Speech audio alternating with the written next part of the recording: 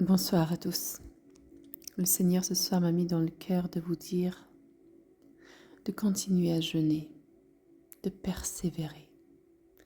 Et si toi qui m'écoutes, tu n'as pas jeûné du tout, ou tu ne sais pas comment jeûner, fais ceci. Ces 10 jours qui restent, ne mange pas dans la journée, ne mange rien du tout. Si tu as soif, tu peux boire, mais ne mange pas jusqu'à 19h30. Prie dans la journée, prie dans ton cœur. Éloigne-toi de tout ce qui pourrait te faire tomber. Ne parle pas beaucoup, retire-toi, fais l'effort et le Seigneur sera là. Tu recevras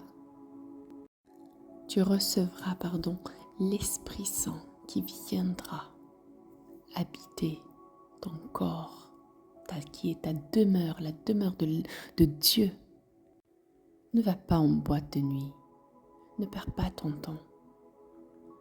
La boîte de nuit sert à détruire ton âme.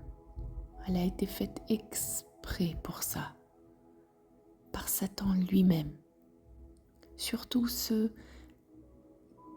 je sais, vous ne le faites pas exprès, mais observez bien. La plupart des gens vont en boîte de nuit le week-end. Or que le week-end est réservé normalement pour méditer la passion du Christ. Rappelons-nous que notre Seigneur Jésus-Christ, avant de souffrir sa passion, il dit aux disciples dans Matthieu 26, 41, « Veillez et priez avec moi pour ne pas succomber à la tentation. » C'est ce qu'il leur a dit. Il leur a dit, « Mon âme est triste à en mourir. Alors restons avec le Seigneur dans le désert. » Car après le désert, c'est la vie, c'est la résurrection. Le jeudi saint, le jeudi soir à 23h du soir, si tu pries, tu veilles à prier, le Seigneur sera avec toi et tu ressentiras sa présence. Fais l'expérience, c'est vraiment intense. On a le vendredi saint. Le Seigneur, il a été livré vers 4h du matin. Donc il a prié toute la nuit le jeudi et vers 4h du matin, il a été livré aux mains des pécheurs pour souffrir sa passion. Toute la journée, jusqu'à 15h, il rendit l'âme. À 15h, priez la divine miséricorde. Priez à 15h. Le Seigneur a dit à la Sainte Faustine, tous ceux qui me prient à 15h seront exaucés. Alors, ayez cette pensée pour le Seigneur. Commencez à penser à lui. Et ainsi, vous serez exaucés. Le Seigneur a été mis au tombeau. Il est resté le samedi. C'est pour ça que dans l'Église catholique, c'est le samedi saint. Le samedi saint, après le samedi saint, c'est le dimanche, c'est la résurrection. Donc vous voyez, ces 3 jours sont très importants dans la vie d'un chrétien. Et Satan, ce qu'il fait bien sûr, il emmène toute la jeunesse. Et le vendredi, samedi, dimanche, aux boîtes de nuit. Réfléchissez ainsi. Si vous voulez que l'Esprit Saint descende sur vous, si vous voulez vraiment être proche du Seigneur, commencez à réfléchir de cette manière et à faire cet effort. Je ne vous demande pas d'arrêter directement comme ça. C'est vrai que c'est très difficile, mais au moins changez le jour. Et ainsi le Seigneur viendra par respect pour lui. Commençons à respecter cela. Moi-même, j'ai vécu cela. Moi-même, je suis passée par là. On est tous passés par là. Le péché ne peut pas s'arrêter par lui-même. Il s'arrête uniquement si on invoque le Seigneur, si on lui demande de nous changer, de nous transformer. Il le fera. Le Seigneur ne nous juge pas. Il n'est pas venu pour nous juger, mais pour nous sauver. Il est venu sur terre pour ressentir, pour vivre ce que nous vivons chaque jour, pour ressentir le mal que nous ressentons. Vous pensez que le Seigneur a vécu dans le désert 40 jours avec facilité? ou que les anges sont descendus lui tenir compagnie? Non, son corps a tenu par la grâce du Père uniquement. Il a eu confiance. Bon, spirituellement, bien sûr que les anges étaient avec lui. Comme nous, les anges sont avec nous, même si on ne les voit pas. Mais le Seigneur a vécu cela.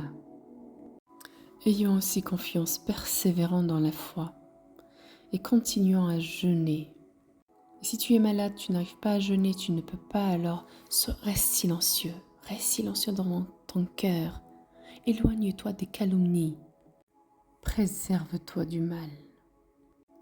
Et cherchons le Seigneur, cherchons le Seigneur. Comme il est écrit dans Ésaïe 55, 6 jusqu'au verset 12. Ésaïe 55, 12. Cherchez l'Éternel pendant qu'il se trouve, invoquez-le tandis qu'il est près.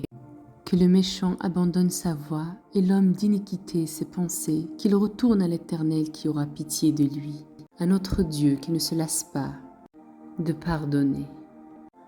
Car mes pensées ne sont pas vos pensées, et vos voix ne sont pas mes voix, dit l'Éternel. Autant les cieux sont élevés au-dessus de la terre, autant mes voix sont élevées au-dessus de vos voix, et mes pensées au-dessus de vos pensées.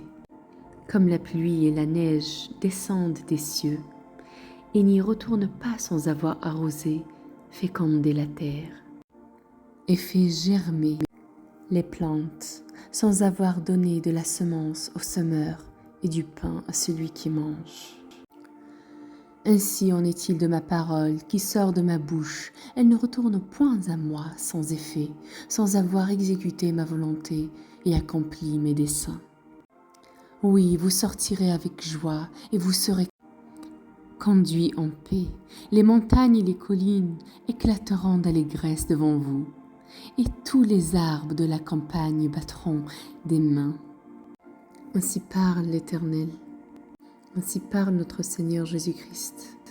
Il nous a promis l'Esprit Saint, le Consolateur qui viendra habiter en chacun d'entre nous pour nous conduire à la vie éternelle.